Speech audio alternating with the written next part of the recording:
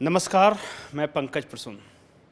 दोस्तों, हमेशा की तरह हम पहले राष्ट्रीय खबरें, फिर झारखंड और तब बिहार की कुछ मुद्दों पर चर्चा करेंगे। सबसे पहले आइए बात करते हैं राष्ट्रीय खबरों की। तो मैं एक आंकड़े देख रहा था और आंकड़े बताते हैं कि उत्तर प्रदेश और गुजरात के अलावा बीजेपी 2018 दिसंबर के बाद एक भी विधानसभा चुनाव नहीं जीत सकी है। यूपी में जिस कारण से जीती हो, वहाँ एक लोकल नेता है जो कि बहुत लोकप्रिय है और नरेंद्र मोदी हैं। झारखंड, अगर गुजरात की बात करें तो गुजरात में तमाम छोटी बड़ी घटनाओं पर मोदी अमित शाह खुद पैनी नज़र रखते हैं। लेकिन इन दोनों के अलावा जो बाकी राज्यों में विधानसभा के चुनाव हुए, चाहे वो झारखंड में हुआ, बिहार में हुआ, छत्तीसगढ़ में हुआ, एमपी में हुआ, राजस्थान में हुआ, कहीं भी भारतीय जनता पार्टी को सफलता नहीं मिल सकी। और ये भाजपा के रणनीतिकारों के लिए एक बड़ा चैलेंज है। चैलेंज इसलिए कि मोदी मैजिक एक हद तक तो काम करता है, लेकिन उसके लिए आपको ग्राउंड वर्कर्स की ज़रूरत पड़ती है और स्थानीय स्तर पर एक ऐसे चेहरे की आवश्यकता पड़ती है जो कि स्थानीय इशू को मोबिलाइज कर सके। दूसरी बड़ी खबर यह है कि आम आदमी पार्टी की जहाँ जहाँ जीत हुई है, दिल्ली में उन्होंने कांग्रेस को हराकर सत्ता हासिल की, पंजाब में उन्होंने कांग्रेस को हराकर सत्ता हासिल की, गुजरात में कांग्रेस का वोट प्रतिशत 23% से घटकर 11% आया और वही जो 12-13% है वो आम आदमी पार्टी का वोट है।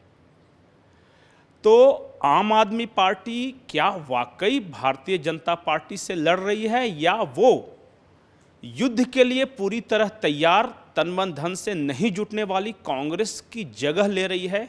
इस बात की चर्चा दिल्ली से लेकर हिमाचल तक है, क्योंकि हिमाचल में अंत समय में आम आदमी पार्टी वहां से विड्रॉ कर गई और कांग्रेस को जीत मिल गई। दूसरी बड़ी खबर यह है कि झारखंड में भारतीय जनता पार्टी और महागठबंधन, इन सभी में लोकसभा और अगले विधानसभा चुनाव को लेकर चर्चा शुरू हो गई है।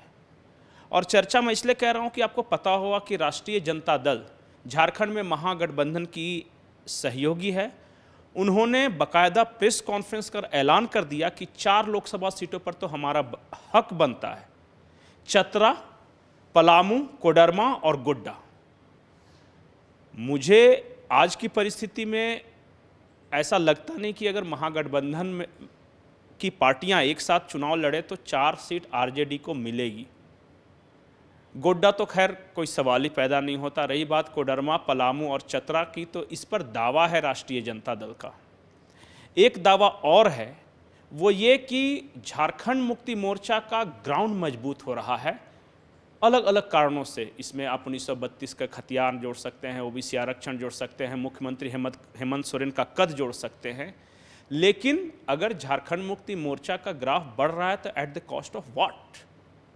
किसके वोट बैंक कम हो रहे हैं जिससे कि झारखंड मुक्ति मोर्चा बढ़ रही है? तो एक आम चर्चा है कि जो पारंपरिक वोटर हैं कांग्रेस के, चाहे वो मुसलमान हों या मूलवासी हों या क्रिश्चियन आदिवासी हों, ये सब झारखंड मुक्ति मोर्चा की ओर शिफ्ट हो रहे हैं।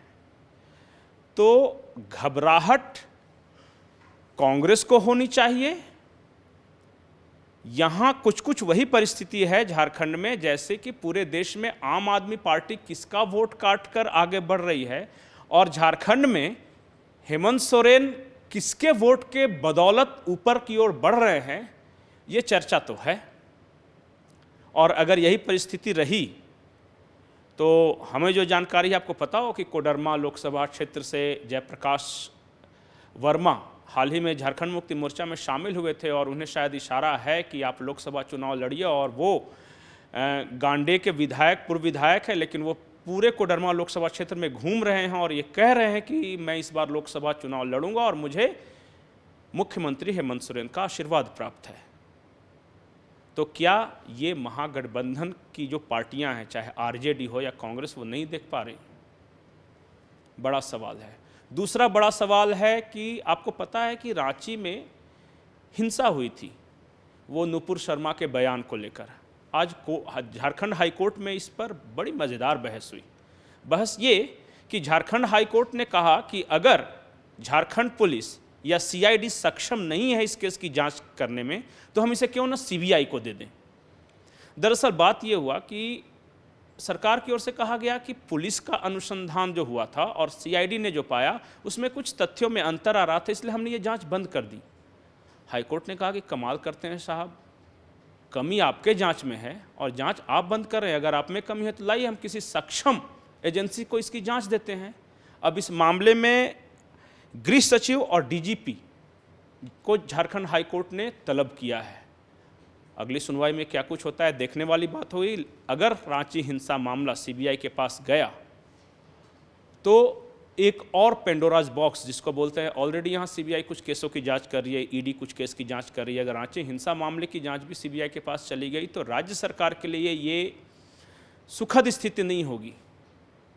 अब आते हैं बिहार पे।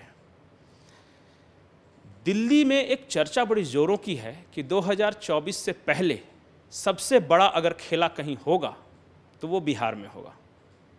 आपको पता है कि बिहार की तमाम पार्टियां, चाहे वो हम हो जीतनराम मांझी की, नीतीश कुमार की जेडीयू हो, आरजेडी हो, कांग्रेस हो, वामपंथी दल हो, सब ने मिलकर एक महागठबंधन बनाया था। और अगर सामाजिक फॉर्मूले की बात करें, अगर राजनीति में 2+2 4 होता तो ये गठबंधन अजेय था, इसे कोई हरा नहीं सकता था। लेकिन राजनीति मैथमेटिक्स से ज़्यादा केमिस्ट्री है, मैं बार बार बोलता रहा हूँ। और गोपालगंज में महागठबंधन की हार हुई, कुढ़नी उपचुनाव हारे। इसके बाद चर्चा बड़ी ज़ोरों की है कि मुख्यमंत्री नीतीश कुमार प्रधानमंत्री का सपना पालते पालते बिहार में ही कहीं न धराशायी हो जाए। और ये चर्चा इसलिए क्योंकि जेडीयू के कार्यकर्ताओं में असमंजस की स्थिति है। आरजेडी के कार्यकर्ताओं को लगता है कि वोट तो हमारा है, कैंडिडेट जेडीयू का था इसलिए हार गया। वामपंथी दल उधर अलग बिगुल फूंक रहे हैं, वो कह रहे हैं कि नीतीश कुमार के चेहरे की वजह से हार हुई, चेहरा बदलना चाहिए। और कांग्रेस कह रही है कि नीतीश कुमार नहीं रहते तो हम गोपालगंज भी जीतते और कुढ़नी भी जीतते।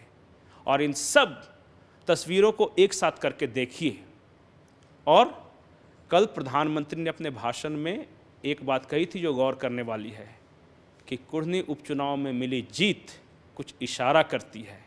ये 2024 का इशारा करती है। वो इशारा क्या है? जो राजनीति को समझते हैं वो बहुत अच्छी तरह समझ रहे हैं। नीतीश बाबू तो गयो। नमस्कार।